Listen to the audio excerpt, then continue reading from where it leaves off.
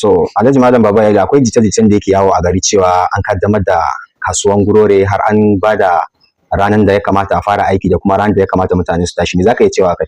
To abin da zan iya cewa zan ce alhamdulillah mun gode Allah an ba da aikin kasuwan gurore amma kuma ba ba da ranar da mutane za su tashi ba sakamakon wasu abubuwa na aiki sai an shirya. Amma da girma chairman na local government da advisor na gwamna Alhaji Manu Gurore sun yi magana za a yi aiki, kuma Alhaji Manu ya zo da waɗanda ya kamata su yi aiki, sun zo sun duba sun gurguda ko ina na kasuwa sun mana bayani, kuma aiki kuma za a yi ba makawa insha Allah rabbi. Amma maganan ko ba da rana sun tabbatar mana a cikin watan 9 za a fara aiki amma ba date. Don ina fama da challenges da yawa a maganan kasuwan gurore.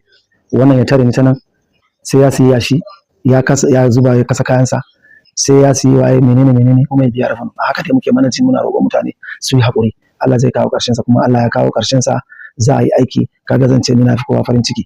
Da fari da ina son gode wa Alhaji Manu Gurore, don a labarin da muke ji kasuwan nan ana so aka ta wani wuri, amma kuma da ikon Allah da taimakon shi an dawo da kasuwa za a yi ta a Gurore. Kaga zan gode mishi bila adadin, ba ƙaramin godiya zan masa ba. Don Alhaji Manu Gurore mutum ne mai kishin Gurore, mai son Gurore, mai so cin gaban Gurore.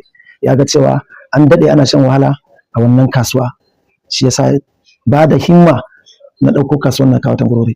Zan gode masa, zan gode wa shi ciyaman zaɓaɓɓen ciyaman Honorable Abdulhamid Alkali wanda aka fi sani da Baba Iyali. Zan gode mishi shi ma sosai, don mutum ne wanda ni na san shi ba yau ba, kuma akwai abin da mutane ba su sani ba. Ni duk abin da zan faɗa babu ƙarya a ciki. A zamanin Bindo bayan Allah nan sun yi aiki a Gurore wanda mutane ba su sani ba. In zaka je anguwan Dubai nan wurin kusa da Dundere su suka kawo ta wurin, wanda aka ɗauka daga cikin makaranta aka kai shi gidan Ciyade mai nama. Kowa ya san shi, Mustapha Tela kowa ya san shi, idan akwai jawo ne zai tambaye shi, su suka kai wuta a wurin. An yi abubuwa da yawa a Gurore wanda su suka yi. An ɗauki yara wanda ana ba su SA na Yeso a lokacin Bindo mutum sama da 200 duka su suka yi. Sun daɗe Gurore na zuciyarsu, sun daɗe Gurore na gabansu, amma ba su kusa yadda za su yi kawo shi talakai san cewa su suke yi. Yanzu ya buɗu, wuri ya nuna cewa mutanen nan dama masu Gurore ne. Kaga abu ne ya zo daidai, dama suna yin abu wanda suna state suna yi a local government, amma yanzu sun dawo su ne local government ne. Kaga talakan da bai sani ba ma zai sani. So don haka wannan muna godiya, mun san dama masu yi ne, muna godiya matuƙa sosai ba kaɗan ba. To labai akwai wani kira da za ka yi ga su 'yan kasuwa ganin sun ba da haɗin kai, ganin an yi wannan aikin cikin nasara? To muna kiran 'yan kasuwa su ba da haɗin kai, su ba da goyon baya akan abin da za a yi ci gaba ne. A ran da muka je wurin sa office nashi ya ce shi bai zo cin mutuncin kowa ba, kuma bai zo ya zalunci kowa ba, kuma bai zo ya tsokani kowa ba. Ya zo ne ya yi adalci, ya yi aiki. Idan bai yi aiki yadda ya rantse zai yi mutane aiki ba, Allah zai tada shi ya tambaye shi. Wannan ya faɗa mana, duk wanda ya je wurin ya ja ayoyi ya fassara, duk wanda ya je wurin ya sani ya ji. Kuma a ga mutumin da zaka je wurin shi ya ja ma aya ya fassara, ya san akwai hisabi.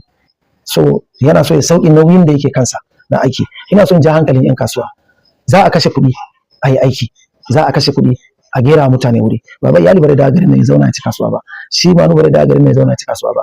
Mu lura da kayan mu, mu tabbatar kuma mun biya revenue, don kuɗi za a kashe a mana wannan aiki. 'Yan kasuwa su bada haɗin kai, su bada goyon baya, kuma su biya revenue, don kuɗi ne za a kashe a yi, kuma ya kuɗin zai dawo sai ta hanyar revenue. Ina kira ga 'yan kasuwa su yi haƙuri, su ƙara himma akan wanda suke yi, su riƙa biyan revenue.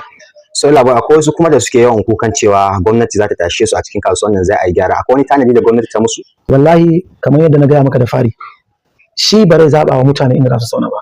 Zai kira mutane ya tambaye su ina suke so su zauna kamun a gama wannan aikin, don baya so ya ci zarafin kowa a cikin abin da za a yi. Ya tabbatar mana da wannan, ba zai kawo wani ya ɗaura akan wani ba. Duk wanda yake da haƙƙi za a ba shi haƙƙinsa. Ba maganan cewa dole sai sun koma wani wuri, a'a ko dole sai kun koma wancan wuri. Ko za ku zaɓa ku je ku zauna inda za a yi generator revenue. Kuna can ɗin kuna cin kasuwanku, kuna biyan revenue yadda aiki zai tafi. So a matsayinka na sarkin kasuwa, akwai wani koke-koken da al'umma suke yi game da wannan babban hanyar da ya ɗauko daga bakin kasuwa har zuwa ciki. Shin wannan gyaran hanya yana cikin tsarin gyaran kasuwan ko kuma baya daga ciki? Saboda ganin mutane suna yawan korafi akan wannan hanya. Wato abin da ya kawo matsala a wannan hanyar, matsala ne na lambatu, wanda kuma ciyaman ran da ya zo mun bi da shi ya tambaye ni menene matsalan caɓi na ruwa a cikin kasuwa. Na ce masa lambatu ne. An yi gine-gine akan lambatu kan magudanar ruwa. Akwai lambatun da ya linkin daga kofan marigayi Liman Dauda ya zo ya haɗu da na cike. Lambatun ya toshe gaba ɗaya. Zuwan ɗan kwangila ma na gaya masa.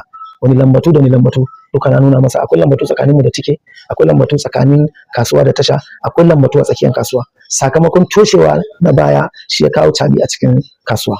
Zan yi wa mutanen tafiya kofar Ardo albishir, mai girma chairman ya yi alkawari zai bada wannan aiki, za a yi shi kuma ba da dadewa ba.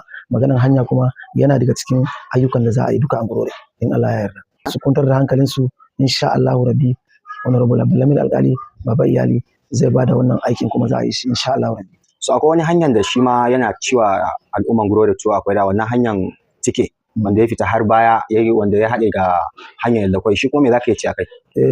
Duk dai mun bada kokon mu kuma an tabbatar mana za a yi. Diga abin da ya kama kwaltan da ya fita daga marigai kofan Liman Dauda ya yi linkin da gada Koli, duka mun bada koke kuma sun tabbatar mana insha Allahu Rabbi za a yi wannan aiki.